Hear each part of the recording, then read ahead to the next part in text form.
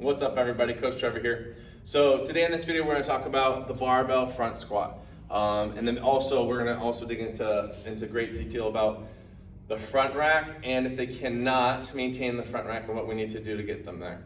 So basically the front rack, we like to use the barbell front squat just to teach people, for one, good positioning for when they catch the barbell from the barbell hang clean. Of course, we're progressing them from dumbbells and then slowly jumping them into the barbell. Everyone's gonna be a little bit different. So on the front rack itself, for me, I like to stick my thumbs at the edge of the line where the knurling starts, and where the bar becomes smooth, right? So that smooth area right on the barbell. Right at the edge, I'll stick my thumbs out like as a rule, and then put the thumb on the barbell. Okay, so when you're in the barbell front rack, it's going to require overhead flexion, extension of the T-spine, and external rotation of the shoulder, right? So this motion right here, external rotation.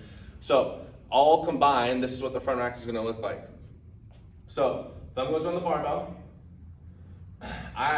If I am feeling super tight, obviously always start with the bar just to to loosen things up. So you always want ramp up sets.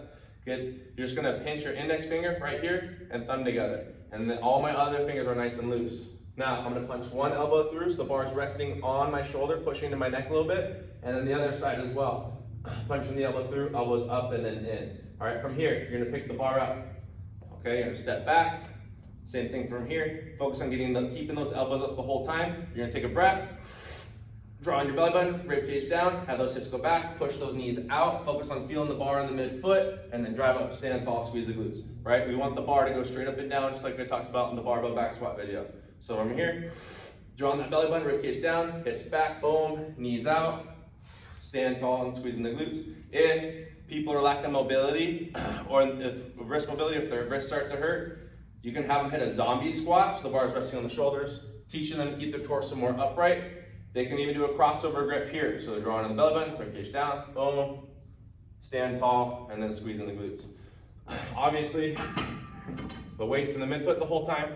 Their knees aren't driving in and out like this. They're keeping tension with their glutes. Knees are pointing towards their pinky toe or the second toe, depending on where their ankle mobility. Everyone's width stance, like with other squats, it's gonna be different. If their elbows start dropping, right? They're gonna have a lot of stress on their wrist. Like I said, you can switch this over grip. If they wanna get good at it, it's important that they just start with just the barbell by itself. If it had weight to it, that's like doing like weighted mobility, and that's really just gonna cause serious issues for the wrists.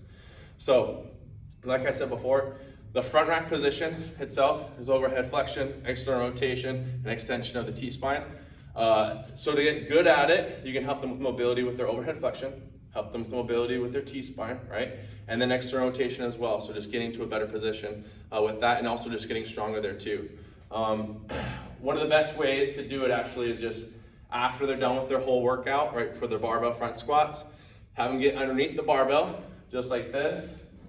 Boom, elbows up, let it rest on their shoulders. And then you physically coming up and pulling their elbows up and holding that position, doing a hold for about a minute long. All right, if you can, maybe do a few sets of that. It's not all gonna happen in one day. They need to be patient. It's gonna take time, right? Because we need to get good at the receiving and catching position of the barbell if we're doing power cleans or hang cleans, whatever we're hitting. But for the most part, that's gonna be the big thing, is watching people's elbows, making sure they're driving up. Also, of course, the good thing about the barbell front squat is if the load is too heavy, you can tell right away if someone's not gonna be able to get up because they can just drop it right in front of them, right? As opposed to with the barbell back squat, they're gonna have to drop their knees to the floor and then get the bar out, get out of the way from the bar. Of course, when it comes to just the squatting mechanics itself, you're gonna have to watch. People have a tendency of having their knees come too far forward with their heels coming up, and then also too, hips and torso not rising at the same time.